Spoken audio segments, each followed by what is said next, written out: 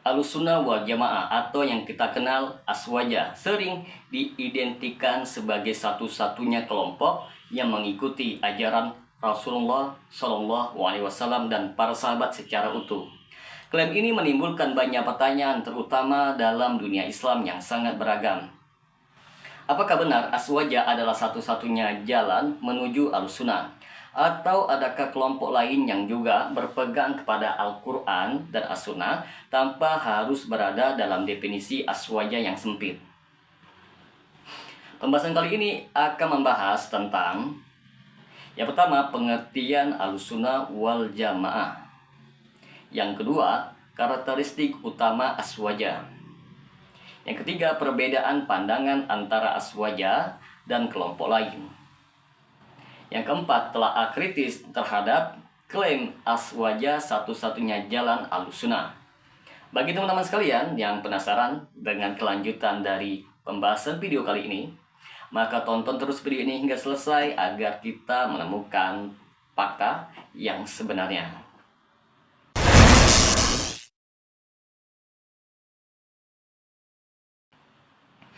Assalamualaikum warahmatullahi wabarakatuh. Jumpa lagi dengan saya Rio Mulyadi di channel Manhaj Dakwah.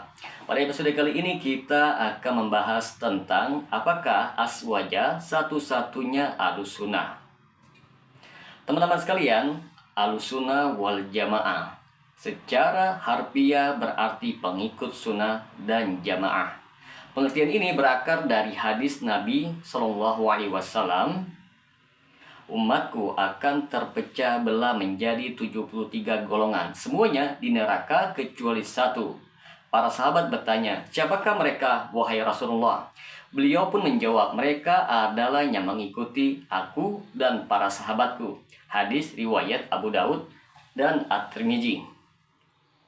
Teman-teman sekalian, di antara ciri utama Ahlussunnah wal Jamaah adalah yang pertama, berpegang teguh kepada Al-Quran dan Sunnah. Yang kedua, mengikuti pemahaman generasi salaf, yaitu 3 generasi pertama di dalam Islam. Yang ketiga, tidak membuat tambahan dalam akidah dan ibadah, yaitu menjauhi bid'ah. Namun definisi ini tidak secara spesifik menuju kepada satu kelompok seperti Aswaja di dalam konteks tertentu. Sedangkan Aswaja adalah istilah yang sering sekali digunakan untuk menyebut mayoritas umat Islam yang mengikuti mazhab tertentu, terutama Asy'ariyah dan Maturidiyah dalam akidah, serta 4 mazhab dalam fikih Hanafi, Maliki, Syafi'i, dan Hambali. Adapun karakteristik utama Aswaja ialah yang perlu kita ketahui bersama teman-teman sekalian. Yang pertama, di dalam akidah, mereka mengikuti metode Asy'ariyah dan Maturidiyah, menafsirkan sifat-sifat Allah Subhanahu wa Ta'ala secara takwil atau tafwid, yaitu tidak menyerupakan Allah dengan makhluknya. Yang kedua, fikih, berpegang kepada salah satu dari 4 mazhab fikih, menggunakan metode qiyas, istihsan, dan maslahah mursalah. Yang ketiga, tasawuf. Mereka mengamalkan tasawuf sunni seperti ajaran Imam Al-Ghazali ataupun Imam Al-Junaid Al-Baghdadi. Fokus pada penyucian hati dan kedekatan dengan Allah Subhanahu wa Ta'ala. Yang keempat, sikap terhadap tradisi lokal, akomodatif terhadap budaya lokal selama tidak bertentangan dengan syariat Islam. Aswaja memposisikan dirinya sebagai representasi Ahlussunnah wal Jamaah yang paling autentik. Selain Aswaja, ada kelompok lain yang juga mengklaim sebagai Ahlussunnah wal Jamaah, namun memiliki perbedaan pandangan. Yang pertama, Salafi. Salafi adalah golongan yang berpegang teguh kepada pemahaman salaf, yaitu generasi pertama di dalam Islam. Mereka menolak takwil sifat Allah, memilih memahami teks sesuai makna zahirnya, dan menganggap banyak praktek dalam Aswaja seperti tahlilan dan maulid sebagai bentuk bid'ah. Salafi tidak terlalu terikat kepada salah satu mazhab tertentu, meskipun banyak yang cenderung kepada mazhab Hambali. Yang kedua, kelompok non-tradisionalis. Beberapa kelompok modernis atau juga reformis mengklaim sebagai Ahlussunnah wal Jamaah. Mereka lebih mengutamakan ijtihad langsung dari Al-Quran dan Sunnah tanpa terlalu terikat kepada mazhab tertentu. Teman-teman sekalian, di sini kita akan menelaah secara kritis terhadap klaim Aswaja satu-satunya jalan Ahlussunnah. Yang pertama, dalil historis. Istilah Aswaja dalam pengertian yang kita kenal sekarang, Asy'ariyah, Maturidiyah, dan 4 mazhab fikih baru dikenal beberapa abad setelah masa Rasulullah Shallallahu Alaihi Wasallam. Hal ini menimbulkan sebuah pertanyaan. Apakah Ahlussunnah wal Jamaah harus selalu diidentikan dengan Aswaja dalam pengertian modern ini? Bagaimana dengan generasi salaf sebelum munculnya Asy'ariyah dan Maturidiyah? Yang kedua, bidang akidah. Sebagian ulama salaf menolak metode takwil yang digunakan Asy'ariyah dan Maturidiyah. Mereka memilih metode tafsir bil matsur, yaitu berdasarkan dalil Al-Quran dan hadis tanpa menyimpang dari makna literal, kecuali ada dalil yang jelas. Yang ketiga, bidang fikih.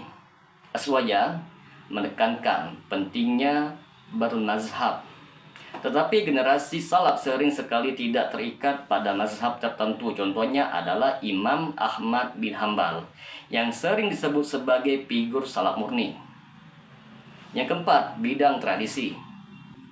Banyak praktik yang dilakukan oleh Aswaja saat ini tidak dikenal pada masa Rasulullah Shallallahu Alaihi Wasallam, seperti maulid dan tahlilan. Hal ini sering sekali dikritik oleh kelompok yang lain sebagai bentuk bid'ah yang tidak mencerminkan Ahlussunnah sejati. Yang kelima, perbedaan metode dakwah. Aswaja lebih inklusif, menghormati tradisi budaya lokal dan bersifat moderat. Salafi lebih ketat dan cenderung eksklusif dengan fokus penghapusan kepada bid'ah. Maka timbullah sebuah pertanyaan, apakah Aswaja benar-benar satu-satunya jalan Ahlussunnah? Banyak ulama yang sepakat bahwa Ahlussunnah wal Jamaah tidak terbatas kepada satu kelompok tertentu. Sebaliknya, Ahlussunnah mencakup siapa saja yang berpegang teguh kepada Al-Quran dan As-Sunnah, mengikuti pemahaman para salaf, tidak terjerumus dalam penyimpangan akidah maupun bid'ah yang jelas. Islam adalah agama yang luas meskipun ada perbedaan dalam metode dan pandangan.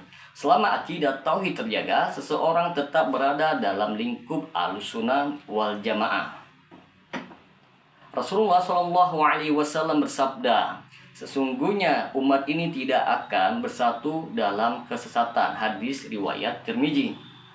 Hadis ini menunjukkan bahwa keberagaman dalam Islam tidak serta-merta menafikan klaim keabsahan kelompok tertentu.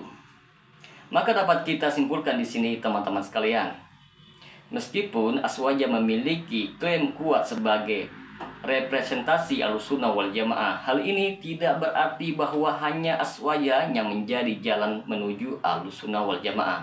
Islam adalah agama yang luas dan mencakup berbagai pendekatan selama tetap berpegang kepada Al-Quran, Sunnah, dan pemahaman salaf yang sahih. Klaim eksklusivitas semata hanya akan mempersempit makna persatuan umat Islam.